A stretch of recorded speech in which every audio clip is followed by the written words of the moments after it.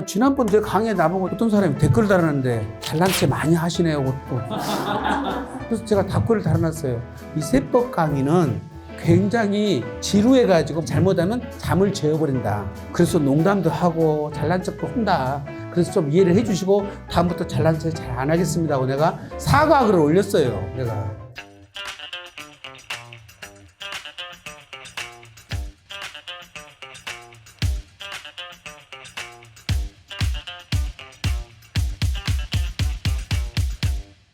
비과세 조건 간단해요. 비과세 조건 뭐예요?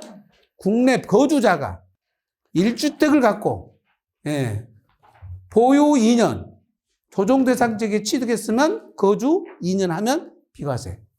그렇죠? 그다음에 이제 문제는 뭐예요? 거기서 다 예외 규정이 있다는 거죠.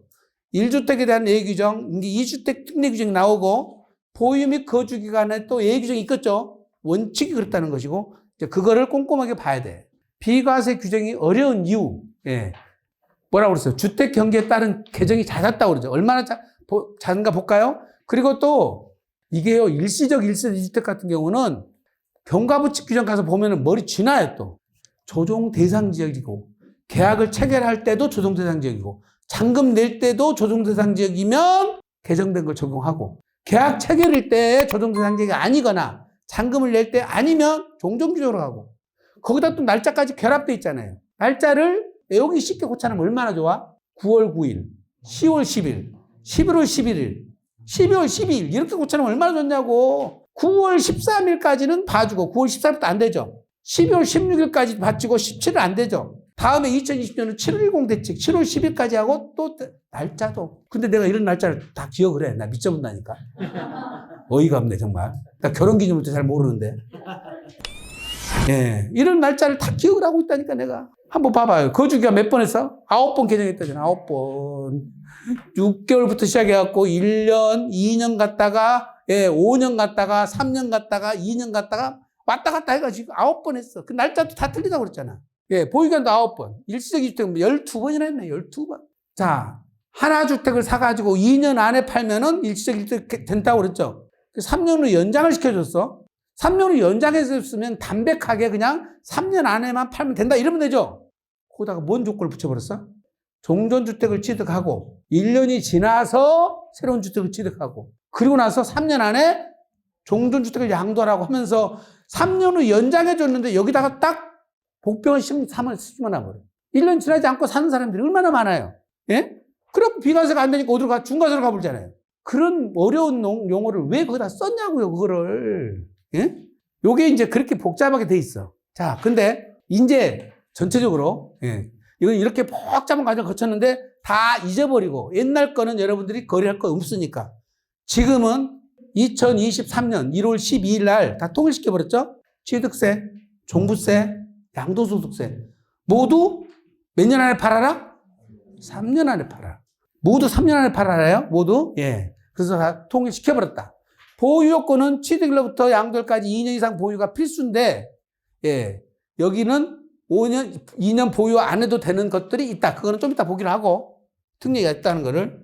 자, 주의할 거는 여기 거주요건이에요. 거주요건. 17년 9월 19일 이후에 조정 대상 지역의 주택을 취득한 분이라고 되어 있는데, 법으로는 2017년 8월 3일 이후에 취득한 주택이에요. 따라서 여러분이 주의할 거는 2017년 8월 2일 이전에 계약한 주택으로서 무주택자는 뭐라고? 거주요건이 필요 없죠.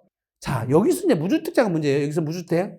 여기서 무주택이라는 거는 우리가 앞으로 배울 일시적 1세대 주택, 상속주택 특례, 농어촌 주택, 장기 임대 주택, 주택수에서 빼주는 것들 있잖아요. 초세특례 제한법상 주택 모두 그런 거 따지지 말고 눈에 보였고 실제 사람이 살고 있으면 주택. 눈에 안 보이는 것들은 주택이 아니에요. 주택 수에 카운트된 것들은.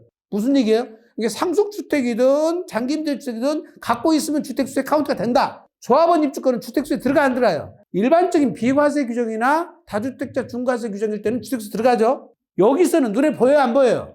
안 보이잖아요. 주택 아니란 말이죠. 분양권 아니에요. 눈에 보이는 것만 주택이다. 특례 주택이라 해도 빼주는 거 없어. 법을 이렇게 담백하게 해놔야 돼. 담백하게. 그래서 무주택자라는 것은 눈에 보이는 거 갖고 있으면 주택, 안 보이는 거 갖고 있으면 아니다. 요렇게만 해석을 하시면 돼요. 그래서 지금 양도일 현재 조정대상 지역에서 해제가 됐다 하더라도 취득했을 때의 조정대상 지역이면 어쩐다? 2년 거주 요건은 그대로 존속한다. 지난번 내 강의에 나보고 내가 어떤 사람이 댓글을 달았는데 잘난 체 많이 하시네요. 또. 근데 내가 좀 잘난 체 하면 안 돼요? 그래서 제가 답글을 달아놨어요. 이 세법 강의는 굉장히 지루해가지고 마치 잘못하면 잠을 재워버린다. 그래서 농담도 하고 잘난 척도 한다. 그래서 좀 이해를 해주시고 다음부터 잘난 척 잘 안 하겠습니다 하고 내가 사과글을 올렸어요. 제가 지금 여기서 여러분들한테 이런 말 저런 말 하는 것은 좀 집중도를 높이려고 하는 거잖아요. 그렇죠? 이 인물에 그렇게 해봐야 돼. 오겠어. 잘난 척 안 된다니까 내가. 해도 돼요? 또 그러자니까 또 사람이 또 잘난 척 하고 싶어지네. 그런다니까 사람이. 아니 근데 내가 아까 얘기했잖아. 내가 날짜 다 알고 있는 거 보면 나 신기하다니까 어떨 때는. 내가 아침마다 일어나서 다 그게 다시 한번 봐요. 리버해보려고 다 보고. 근데 이 머리에 2장 넘어가면 석장째 넘어가면 앞장 벌써 잊어버려. 자, 보유기간 계산은 취득일부터 양도일까지고 거주기간 계산은 주민등록상 전입일자부터 전출일자까지 기간으로 하되 실제 거주일이 확인되는 경우는 실제 거주기간으로 한다. 이게 대전제예요. 근데 보세요. 일반적인 경우는 내 산날 등기 잔금청과 등기 접수일주 빠른 날이죠. 매매는 이혼으로 인한 재산 분할은 당초 취득자의 취득일로 가죠. 재산 분할은 건 뭐예요? 내가 남편이 갖고 있던 집을 아내한테 줬다. 그러면 그때 옮길 때 소유권 옮길 때가 아니라 남편이 취득한 날로 간다는 거죠. 날로. 부당의 계산 부위는 잘 이거는 적용 안 되니까 자, 배우자 등 이월과세 적용은 어쩐다? 수중자의 취득일로부터 계산합니다. 이월과세 대상은. 요것만 조심하시면 되고, 그 다음에 상속의 경우. 상속은 여러분이 참고로 알아두세요. 상속은 별도 세대 간에 받느냐, 동일 세대 간에 받느냐에 따라 달라져요. 동일 세대 간에, 별도 세대 간에 받으면 당연히 상속 개시일로부터 계산되죠? 동일 세대 간에 받으면 피상속인 취득일부터 계산돼요. 무슨 얘기냐면, 자, 여기서 상속이 이루어졌어요. 피상속은 보유기간이 10년이고, 여기는 내가 5년이라고 그러면, 비과세 판정은 요놈만 갖고도 되면 상관이 없죠. 2년 넘어가 버리면. 그런데 여기 10년이고 나는 여기서 1년밖에 안 됐어. 1년. 그럼 어떤다고? 그러면 11년이 됐기 때문에 2년 요건을 충족한 거죠. 그 말이에요.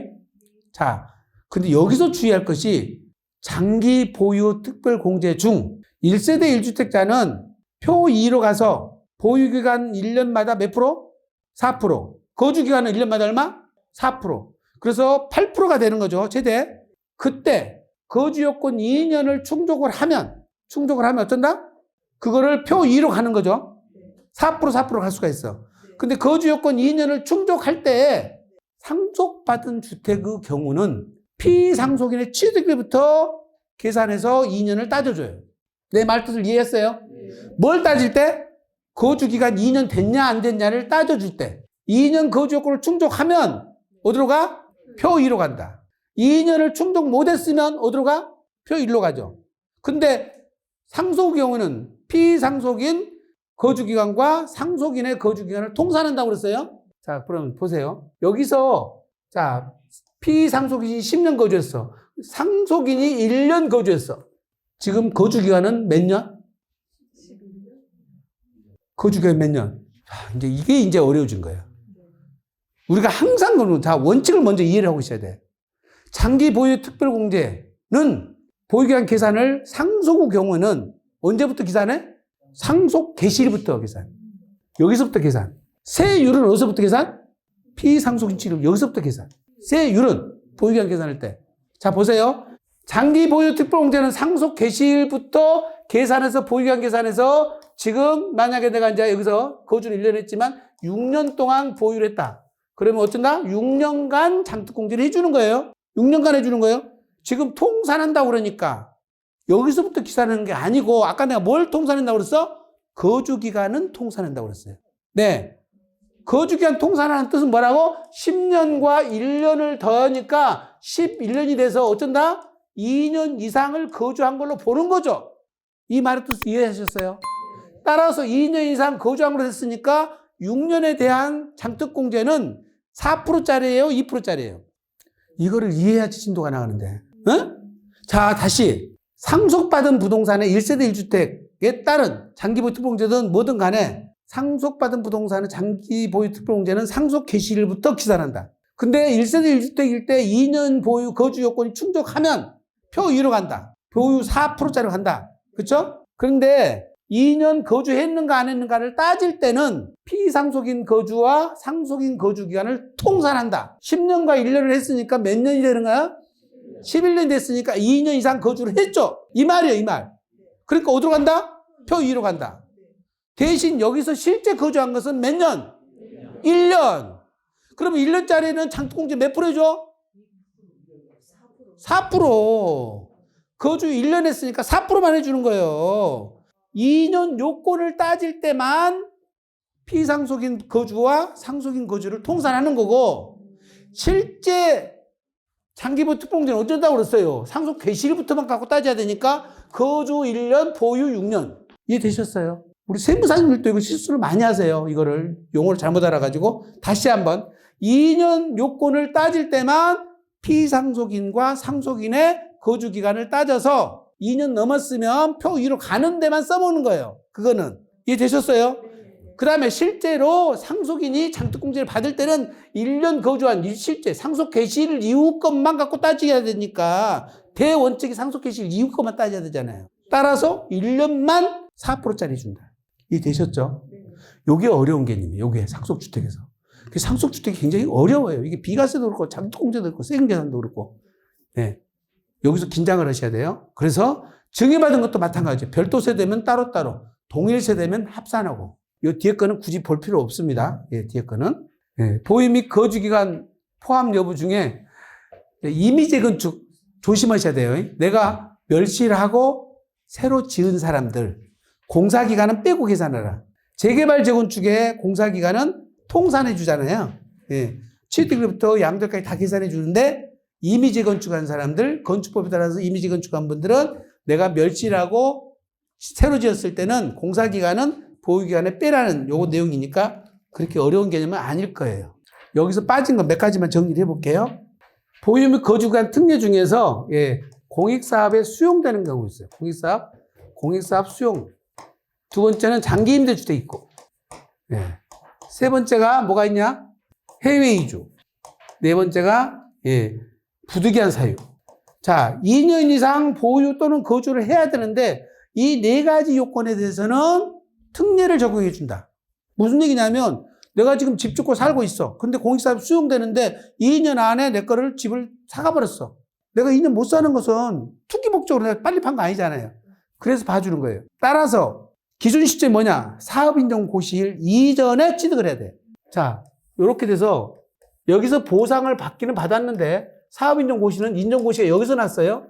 인정고시 나기 전 여기서 취득을 했어야지 인정고시 난 다음에 집을 짓는 것은 안 된다는 거죠. 이미 수용된다는 사실을 알고 샀으니까 그건 안 되는 거예요. 그래서 인정고시 되기 전에 지은 집은 보유기간, 거주기간을 안 따준다 이 말씀이에요. 네. 장기 임대주택을 분양받은 경우요. 이거는 5년 이상 임대를 살다가 분양을 받아서 다시 또 2년 보유, 2년 거주하라고 그러면 7년 또 갖는 거잖아요. 그렇죠? 그래서 5년 이상 장기 임대 살다가 분양 전환한 사람들 얘기예요. 분양 전환한 사람들은 봐주고 해외 이주 뭐예요? 내가 지금 영주권 가지고 해외로 나가려고 그러는데 너 2년 다 채우고 나가라. 그거 말이 안 되잖아요. 그렇죠? 그래서 출국일로부터 2년 안에 팔 때까지만 봐준다고 그랬어요. 출국일부터 2년 안에 팔면은 봐주는 예외 규정이 있다. 물론 여기에 또 전 가족이 해외 이주가 아니라 직장 근무라든지 교육 때문에 나가는 경우도 봐주기는 봐줘요. 그 다음에 부득이한 사유는 뭔 얘기냐면 내가 지금 직장을 이렇게 다녀. 이렇게 출퇴근하고 다니는데 직장을 이렇게 이전해버렸어. 근데 내가 지금 살고 있는 여기서 기존 거주지에서 이전한 직장까지 출퇴근이 어려워. 불가능하다는 표현은 그렇고 어려워요. 좀 곤란해. 그러면 내가 이쪽에 편한 집으로 이사를 한다는 거죠. 이렇게 이사를 왔는데 여기까지 다니기가 쉬워. 그러면 봐준다는 거죠. 그러면 이렇게 이사를 와야 되는데. 근데 보세요. 직장은 이렇게 이사를 왔어. 근데 새로운 것으로 이사를 갔는데 이렇게 갔어. 여기는 40km인데 여기는 80km 갔어. 그럼 돼요? 예, 별종이죠. 예? 직장 따라서 가까이 가야 되는데 멀리 가놓고 나는 부득이한 사이에 팔았다. 이건 안 된다는 거예요. 자, 이런 사례도 있었어요. 이분이 부천까지 근무했어요. 신월동에서 부천까지 근무를 출퇴근했는데 서인천 어디로 갔는데 한 40분을 더 가는 거예요. 40분. 자, 원칙적으로 출퇴근이 가능합니까? 불가능합니까? 수도권에서 그 정도로 40분 더 가는 거 뭐 문제예요? 그쵸? 신월동에서 부천까지는 20분도 안 걸리잖아요. 그게 40분 늘어났다가 한들 1시간밖에 안 가잖아요. 근데 소송 가서 기가 막힌 일이 벌어졌어. 이 사람이 승소를 해요. 무슨 얘기를 하냐? 내가 이게 고속버스를 타고 무슨 고속도로를 가고 30분 안에 도착을 해서 화장실을 가야 될까 그런 병을 갖고 있어요. 민감한 대장성 무슨 질병이 있는데 1시간을 갈 수가 없다는 차 타고 중간에 화장실 가야 되니까 그 진단서를 갖다 내고 그 병명이 그렇다 하니까 판사님이 보고 화장실을 부득이 가야 되니까 이사 가는 것을 허라니라. 그래서 봐준 사례가 있습니다. 그래서 이 부득이한 사유 요거는 사실은요, 어떻게 보면은, 조금 불편한 것들도 웬만큼만 해주면 다 봐줘요. 왜? 한 채 팔고 또 한 채 갔잖아요. 그쵸? 조건은 뭐냐? 1년 이상 거주를 해야 돼요. 1년 이상 거주한 상태에서 발령이 나고, 아까처럼 내가 살고 있는 집에서 출퇴근이 어려우니까 직장 가까이 가는 경우는 봐준다, 이 뜻이에요. 근데 내가 오늘 또 음정을 잘못 잡아가지고 먹네, 이거. 톤이 너무 높았어, 이거 내가 처음에 시작할 때. 그쵸? 노래방 가고 첫 곡을 이렇게 불러보면 잘못 불러보면 내가 하루 종일 고생하는데 오늘 또 그러네. 이상하네. 내가 우리 지회장님 앞에 앉아있으면 나도 모르게 막 업이 돼가지고 그런가 봐. 10분간 쉬었다 할까요? 네.